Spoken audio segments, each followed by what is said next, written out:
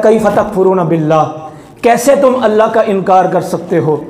वकुंतुम अमवातन फ़अहयाकुम, हालांकि अल्लाह तबारक व तआला ने पहले तुम मुर्दा थे, फिर अल्लाह ने तुम्हें ज़िंदा किया।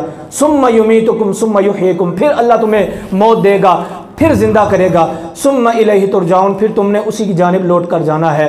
ये आयत करीमा पर थोड़ा सा गौर करने की कोशिश करेंगे।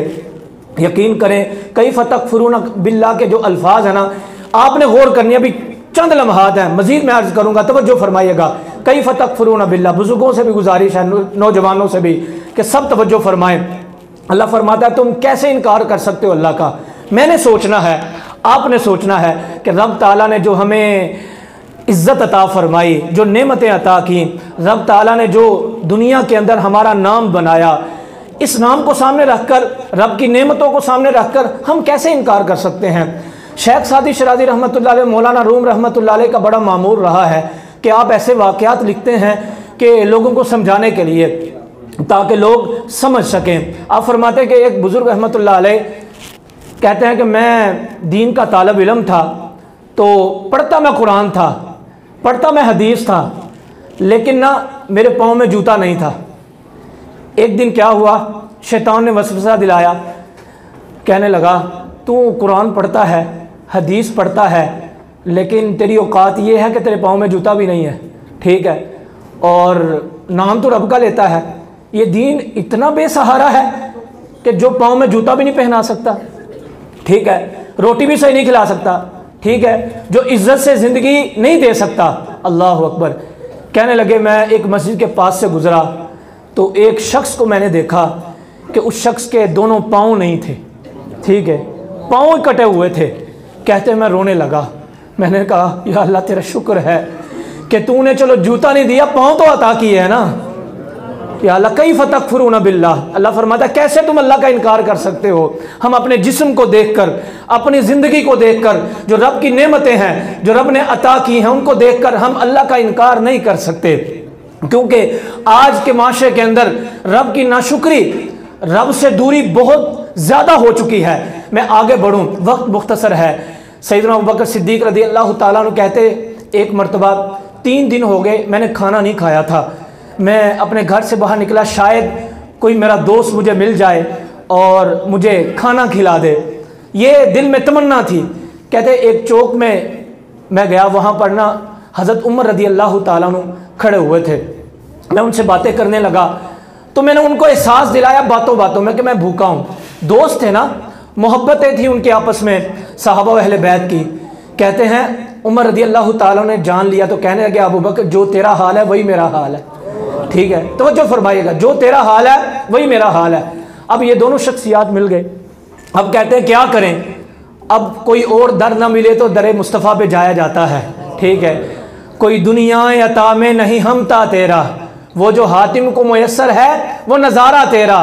कह उठे हैं देख के बख्शिश में ये रुतबा तेरा, वाह क्या जूदो करम है शहे बतहा तेरा, नहीं सुनता ही नहीं मांगने वाला तेरा। कहा दरे रिसालत माब सल्लल्लाहु अलैहि वसल्लम में चलते हैं, हुजूर के पास आए।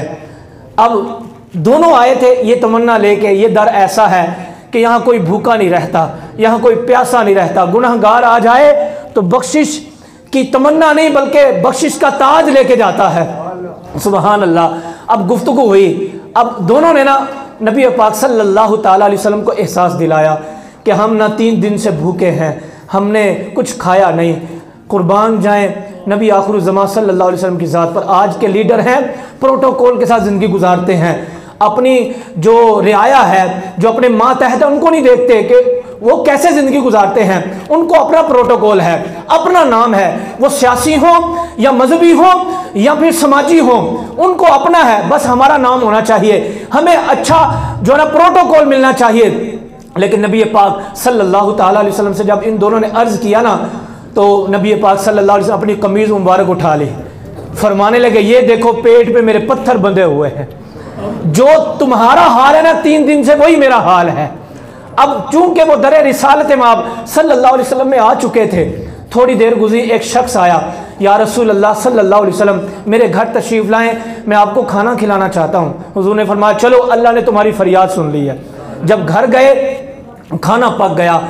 जो मैं नतीजा देना चाहता हूँ, खाना तैयार था आगे, तो हज़रत बिलाल से हुजूर फरमाने लगे, ए बिलाल, ये एक रोटी लो, थोड़ा सा सालन लो, जाओ मेरी फातिमा को जाके दे आओ, और जाकर कहना 3 दिन से मैं भी भूखा था, तू भी भूखी थी, जो मेरा हाल था वही मेरी बेटी का हाल है। यहाँ पर ये अर्ज करना चाहता हूँ, ये शख्सियात 3-3, 4-4 दिन तक भूखी प्यासी रहे, अपनी उम्मत की बख्शिश के लिए फिर भी दुआएं करें, उम्मत को याद करें, लेकिन उम्मत को सब कुछ मिला है। उम्मत को अल्लाह तबारक व तआला ने क्या नहीं दिया।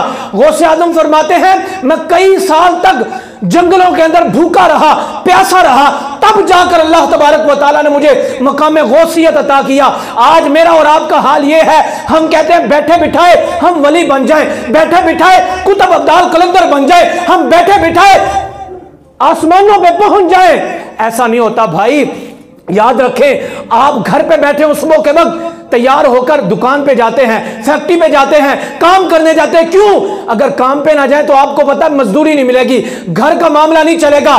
दुनिया के मामले के अंदर घर से कदम बढ़ाए तो हमें महसूस होता है कुछ मिलेगा, लेकिन दीन के मामले के अंदर हम कहते हैं बख्शिश के मामले के अंदर घर बैठे रहें, हम बिस्तर पे सोए रहें, हम सब कुछ करते रहें, बस इसके साथ साथ हमें मकाम गौसियत मिल जाए, मकाम विलायत मिल जाए। यारो ऐसा नहीं होता, हमें कुछ करना पड़ेगा, हमें रब की बारगाह में आगे बढ़ना पड़ेगा, हमें नबी पाक सल्लल्लाहु ताला अलैहि वसल्लम के तरीके के मुताबिक चलना पड़ेगा। यारो याद रखो, कई फतकफुरूना बिल्लाह के जो अल्फाज है ना, इन पर अगर गौर करें, कुरान कहता है या अय्युहन्नासु उअ्बुदू रब्बकुमुल्लज़ी खलक़कुम वल्लज़ीना मिन क़ब्लिकुम लअल्लकुम तत्तक़ून। ऐ लोगों, अल्लाह की इबादत करो, वो रब जिसने तुम्हें पैदा किया, तुमसे पहले लोगों को पैदा किया, ताकि तुम्हें परहेजगारी मिले। गौर करें, जो गौर करवाना चाहता हूं, अल्लज़ी जअल लकुमुल अर्दा फिराशम व समा बिनाअन व अंज़ल मिनस समाई माअन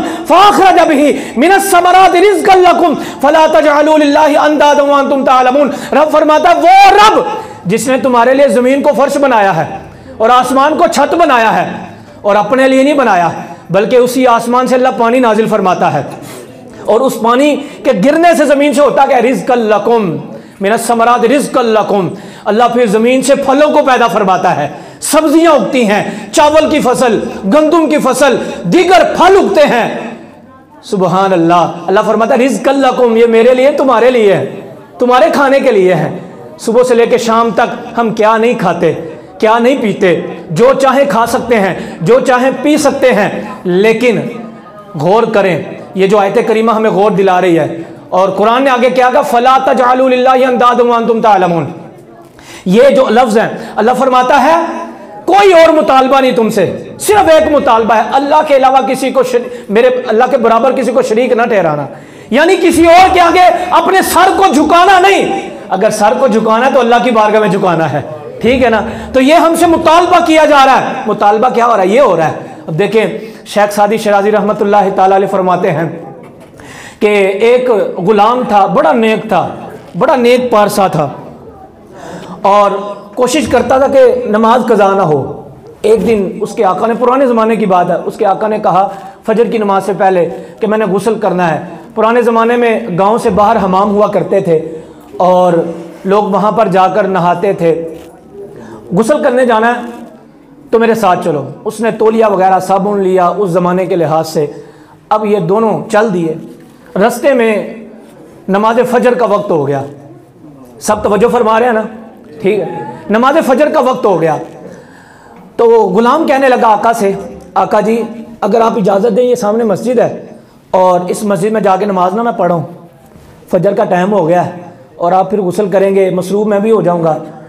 आका ने कहा चलो ठीक है, 2 सुन्नतें हैं, 2 फ़र्ज़ हैं, चंद लम्हे लगेंगे, पढ़ के आ जाओ। उनका ठीक है। ये गुलाम नमाज़ पढ़ने चला गया।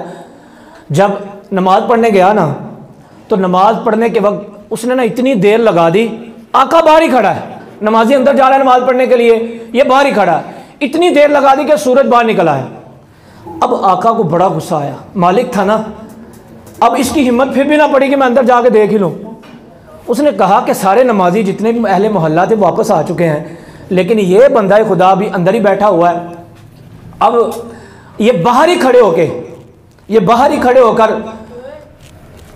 कहने लगा, आका कहने लगा, अल्लाह के बंदे तुझे किस चीज़ ने रोका हुआ है अंदर कि तू बाहर नहीं आ रहा। ये जुमला कहा, बड़ा तवज्जो तलब जुमला है। हो सकता है कि अल्लामा इकबाल कहते हैं, असर करे ना करे सुन तो ले मेरी फरियाद, नहीं है दाद का तालिब ये बंदा आज़ाद। हो सकता है असर कर ही जाए, ना दाद चाहिए बस, हो सकता है इस जुमले पर मेरी भी आपकी इस्लाह हो जाए। वो आका कहने लगा, किसने तुझे अंदर रोका हुआ है। अब आका भी बड़ा दाना था और गुलाम उससे बड़ा दाना था। वो आका इसलिए दाना था कि वो अंदर गया ही नहीं, क्योंकि जो बंदा रब की रहमत से दूर होता है वो बाहर ही रहता है, ठीक है ना। और जो रब की रहमत के करीब होता है अल्हम्दुलिल्लाह वो मस्जिद में जाके पहली समय नमाज भी पढ़ लेता है, ठीक है। अब आका ने कहा, किसने तुम्हें रोका हुआ है अंदर।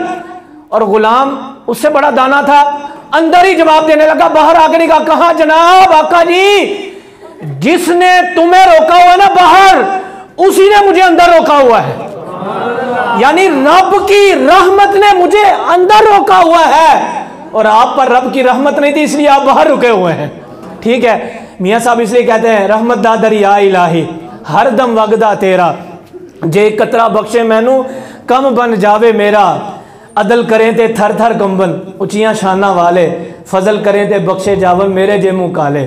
ज़रा सोचना है, आज की रात सोते हुए फजर की नमाज में मेरा भाई फजर की नमाज में चला गया, मेरा वालिद अजान फजर सुन के मस्जिद में चला गया, मैं ना उठ सका और मैं बिस्तर को छोड़कर अल्लाह अकबर की सदा को सुन न सका, मैं नमाज फजर पढ़ न सका। ज़रा गौर कीजिएगा, वो तो रब की रहमत में साथ ही वो सोया हुआ, मेरा भाई, मेरा वालिद भी साथ चारपाई पे सोया हुआ है, मेरी बहन मेरी माँ भी साथ चारपाई पे सोई हुई है, लेकिन वो उठे हैं, उन्होंने नमाज पढ़ी, मैंने नहीं पढ़ी। सोचे ज़रा, साथ ही हैं लेकिन उन पर रब की रहमत है, हम पर रब का फजल नहीं है। तो इसलिए ये जो औलिया किराम थे, जो अल्लाह वाले थे, जो नेक पारसा लोग थे, उन पर रब का इंतहाई फजल हुआ करता था। रब ताला ने उन पर बड़ा करम फरमाया हुआ था, इसलिए अल्लाह तबारक व ताला ने उनका नाम बाकी रखा हुआ है गौसे आज़म। यकीन करें, करामतें बहुत हैं, ये सुन्नियों के अंदर ना बड़ी कमी है, करामतें बहुत है गौसे आज़म की। आपने कमाल करामतें आपकी हैं, एक से बढ़कर एक कमाल है करामत, लेकिन सबसे बड़ी आपकी करामत यह है कि आप अल्लाह वाले थे। अल्लाह वाले यूं थे कि कभी नमाज कज़ा नहीं की, कभी नमाज कज़ा नहीं की। हम सोचें, हम गौसे आज़म को मानने वाले हैं, औलिया किराम को मानने वाले हैं, हमारी कितनी नमाज़ें कज़ा होती हैं। मैं आपसे अर्ज़ करूं